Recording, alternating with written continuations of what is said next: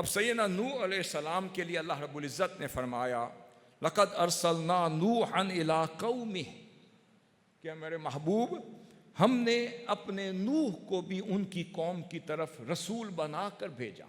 اب وہ بھی انہیں دعوت دیتے تھے، ان سے ڈائلاگ کرتے تھے، انہیں حق کی طرف بلاتے تھے، انہیں توحید کی طرف بلاتے تھے۔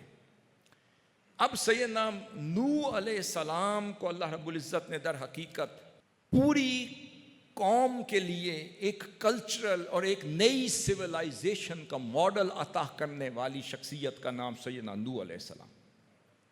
آپ نے اپنے دور کی قوم کو جو تباہ ہونے والی تھی، جو برباد ہونے والی تھی، جو اس طوفان نوح میں غرق ہونے والی تھی، اس کی بھی ایک حکمت پوشیدہ تھی کہ ان کو آپ ایک نئی ثقافت کی طرف لے کر جانے والے تھے، ایک نئی سویلائزیشن عطا کرنے والے تھے، نئی ڈائریکشن دینے والے تھے، زندگی گزارنے کے نئے پروٹوکولز دینے والے تھے، لنگوسٹک سائنس کا آغاز کرنے والے تھے، نئی ایتھکس، نئی مورالٹیز، نئے مینرز عطا کرنے والے تھے۔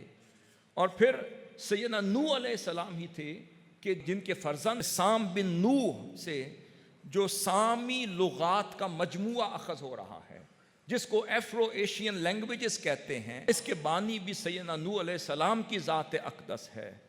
پھر آپ نے ایک نیا تمدن عطا کیا، ایک نیا زمانہ دیا، ایک نیا کلچر دیا، ایک نئے ایتھکس دیے، ایک نئے نارم دیے۔ اور وہ کب دیے؟ کہ جب ان کی نسل کرپٹ ہو رہی تھی، جب وہ نسل برباد ہو رہی تھی، تو اللہ رب العزت نے جب کشتی بنانے کا حکم دیا تو سمجھ لیں کہ وہ ایک منی ورلڈ تھا، ایک چھوٹی کائنات تھی جو سیدنا نوح علیہ السلام اپنے ہاتھوں سے بنا رہے تھے۔ بات کو سمجھنے کا انداز ہے، میں اس کو انٹرپریٹ کر رہا ہوں اور میری کتاب میں بھی یہ ساری چیزیں شامل ہوں گی انشاءاللہ۔ اب اللہ رب العزت نے فرمایا کہ اے نوح، اس کشتی میں جو تو ایک نئی دنیا آباد کر رہا ہے، ایک نئی سویلائزیشن کا آغاز ہونے والا ہے، ایک نئی کائنات مارز وجود میں آ رہی ہے، تو فرمایا اے نوح یہ لوگ تباہ ہو جائیں گے، تیری ذریت اور تیرے قریبی لوگ جو ایمان پر قائم رہیں گے ان کے علاوہ کوئی نہیں بچے گا۔ تو فرمایا اے نوح ہر جنس میں سے نر اور مادہ 2 عدد پر مشتمل جوڑے اسی کشتی میں سوار کر لیں۔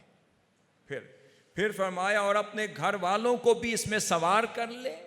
پھر فرمایا سوائے ان کے جن پر ہلاکت کا فرمان پہلے صادر ہو چکا ہے، اس کے علاوہ کوئی نہیں بچے، جو صرف تیرے ایمان پر قائم رہیں گے، دین پر قائم رہیں گے، نصیحت پہ قائم رہیں گے، ان کے علاوہ کوئی نہیں بچے گا۔ حاضر محترم، اب نوح علیہ السلام نے اپنی ایک نئی دنیا آباد کر دی، ایک نیا کلچر دے دیا، اور ان کی ذریت میں سے قریبی لوگوں کے سوا کوئی نہ بچا۔ اللہ رب العزت نے فرمایا جب نوح علیہ السلام کی کشتی کنارے لگی تو ان کی ذریت میں سے چند لوگ، چند مرد، چند عورتوں کے علاوہ کوئی نہ بچا۔ اس کا مطلب کہ جب پوری نسل کرپٹ ہو جائے تو اللہ رب العزت کی شان یہ ہے وہ پرواہ نہیں کرتا۔ وہ کہتے ہیں نئی قوم چاہیے، نئی امنگ چاہیے، نیا جذبہ چاہیے۔ آج منہاج القرآن اس تجدید دین اور احیاء اسلام کے ذریعے سے اس قوم میں نئی فکر، نئی امنگ، نیا تمدن، نیا کلچر، نیا لباس، نئی سوچ، نیا انداز اور نیا مکالمہ کا انداز عطا کر رہا، ایک نئے ایڈوکیٹ بنا رہا ہے۔ یہ جو نوجوان ہیں جائیں تو سودا مکمل لے کر جائیں، کمپریہنسولی ایکوپڈ ہو کر جائیں کہ بات کیسے کرنی ہے، گفتگو کیسے کرنی ہے، مخاطب کیسے کرنا ہے، صبر کیسے کرنا ہے، پیشنس کیسے دکھانی ہے، ریزیلینس کیسے دکھانی ہے، ریٹیلیٹ نہیں کرنا، ری ایکٹیو نہیں ہونا، اور صرف اگر کوئی قوم آپ کو برا بھلا بھی کہہ دے تو انبیاء کی سیرت کو پڑھتے رہنا۔ اب واپس چلتے ہیں سیدنا نوح علیہ السلام۔ سیدنا نوح علیہ السلام کا انداز دیکھیں۔ اب پھر وہ اپنی قوم کو مخاطب کر رہے ہیں، فرماتے ہیں میری قوم بس تم اللہ کی عبادت کیا کرو، کہ اللہ کے سوا بھی کوئی اور معبود ہے؟ اب یہ بات کر رہے ہیں، پھر فرمانے لگے اصل بات یہ ہے کہ میں اس بڑے روز محشر، روز قیامت کا خوف رکھتا ہوں کہ وہ آئے اور تم اس قابل نہ ہو اور اس کی پکڑ میں آ جاؤ۔ اس قوم کے رئیسوں نے اور سرداروں نے مخاطب ہو کر کہا، اے نوح، بات یہ ہے اے نوح، ہم تو آپ کو کھلی گمراہی پر دیکھتے۔ اب جواب دیکھیں، اے نوح، ہم تو آپ کو گمراہ سمجھتے ہیں، آپ تو کھلی گمراہی پر گامزن ہیں۔ اب نوح علیہ السلام یہاں پر کوئی اور ہوتا تو ریئیکٹیو ہوتا، انہوں نے کہا جی میں تمہارے لیے اپنا تن من دھن قربان کر کے آیا ہوں، تم مجھے گمراہ کہتے ہو؟ نہیں فرمایا۔ اب جواب کیا دیا؟ قال یا قومی، اب پیار سے جواب دے رہے ہیں۔ ان کی پیشنس دیکھیں، ان کی برداشت دیکھیں، ان کا تحمل دیکھیں، ان کی ٹالرنس دیکھیں، ان کی ریزیلینس دیکھیں۔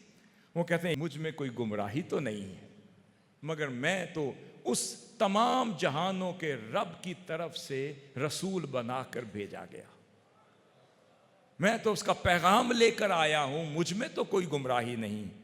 پھر فرمایا میں تو اپنے رب کے پیغامات تمہیں سناتا ہوں، پھر فرمایا اور تمہیں نصیحت کرتا رہتا ہوں، اور میں اس رب کی بارگاہ سے وہ کچھ جانتا ہوں جو تم نہیں جانتے۔ اب یہ کہہ کر پھر ایک بڑی خوبصورت بات، بڑی لاجیکل بات کی، بڑی حکمت پر مبنی، فرمایا کہ بات یہ ہے میری قوم، بات یہ تو نہیں کہ تم سے یہ برداشت نہیں ہو رہا، کیا تمہیں اس بات پہ تعجب ہے؟ کیا تمہیں اس بات پہ تعجب ہے کہ رب کی طرف سے تم ہی میں سے ایک شخص اور ایک مرد اپنی زبان سے اس کی نصیحتیں تمہیں سنا رہا ہے؟ کیا تمہیں یہ فکر ہے کہ ہم ہی میں سے یہ شخص اٹھا ہے اور پھر خدا کا پیغام ہمیں دے رہا ہے؟ کیا اس بات پہ تعجب ہے؟ تو پھر کہتے ہیں یہ وہی شخص ہے جو خدا کے عذاب سے تمہیں ڈرا بھی تو رہا ہے، یہ وہی شخص ہے جو تمہیں پرہیزگار بنا بھی تو رہا ہے تاکہ تم پر رحم کیا جا سکے۔ حاضرین محترم، یہ وہ انداز حکمت تھا جو اللہ رب العزت نے سیدنا ابراہیم علیہ السلام کو عطا کیا، پھر سیدنا نوح علیہ السلام کو عطا کیا، پھر سیدنا شعیب علیہ السلام کو عطا کیا، اور پھر ایک بہت بڑا قصہ ہے سیدنا موسیٰ علیہ السلام کا، کہ یہی وہ انداز تخاطب ہے، یہی وہ مکالمے کے آداب ہیں، یہی وہی ڈائلاگ کے وہ مینرز ہیں جو اللہ رب العزت نے پھر سیدنا موسیٰ علیہ السلام کو بھی عطا کیے۔